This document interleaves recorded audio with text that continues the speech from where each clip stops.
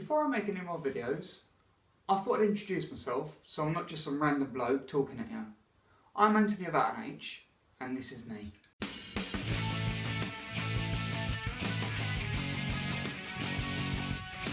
My whole life has been a series of what ifs. I'm at that age now where I think, actually, I've done pretty well. And I'm going to make a big confession. Not only to you, but I'm going to admit it to myself. It's not just recently, but it's been most of my life. I am disabled. I'll start right back at the beginning. I was born in London in October in the late 80s, Newham to be precise. Now all was going well for the first year. I was pretty small, but okay. Until 16 days after my first birthday.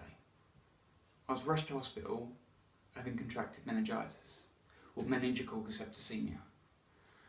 I'm not going to explain this now, because I do have a video on this, and it will be in the description below if you'd like to have a quick look and learn about what meningitis is.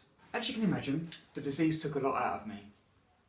My parents were told that possibly the reason why I survived without brain damage was the fact that I was so small and the fontanelle in my head was so big, so it gave my brain room to swell. All seemed well once again. I had a few scars. I'd lost parts of my toes and heels.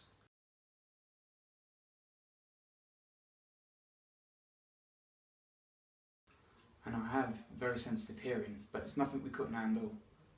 Until I was about 5, my ankle started to hurt and we began to notice it was a funny shape.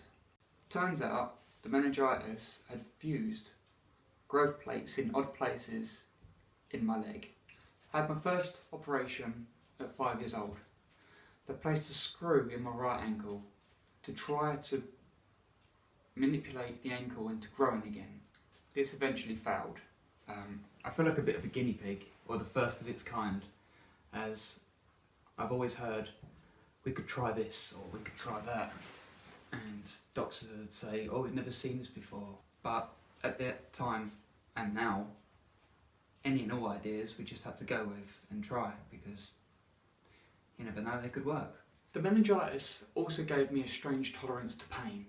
Now, I can feel pain. I can feel like if I fall over or stub my toe, it hurts, but I could live with it. I could put it to the back of my mind and it wouldn't really bother me. So if I say something's hurting or something's bothering me, then there's something really wrong.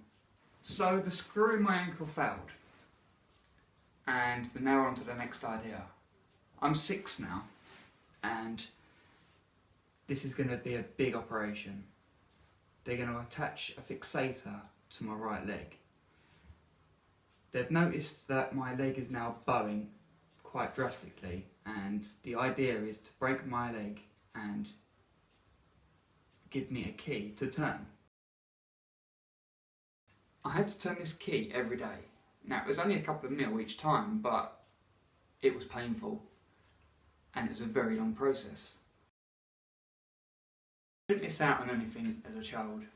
My family are great. They just adapted and adjusted to this strange situation and it just became normal. But I did have frustrations, as you can imagine. I loved running around, I loved football, I loved all sport, and it just so happened that the operation was around Christmas and I'd asked for a bike.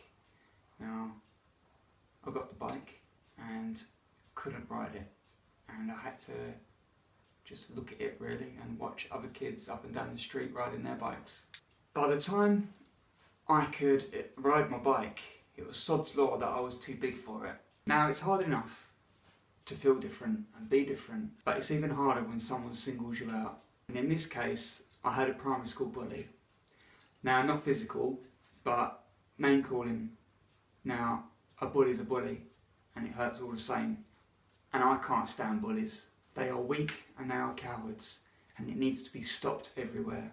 Whether it's name calling, whether it's physical, whether it's online, just needs to be stopped. Anyway, that fixator worked. All went to plan perfectly. But I'm growing, or was at the time anyway, and it only really lasted 3 years. I started to feel the pain again, and at the age of 9 I'm back in to do it all again. This time it's harder.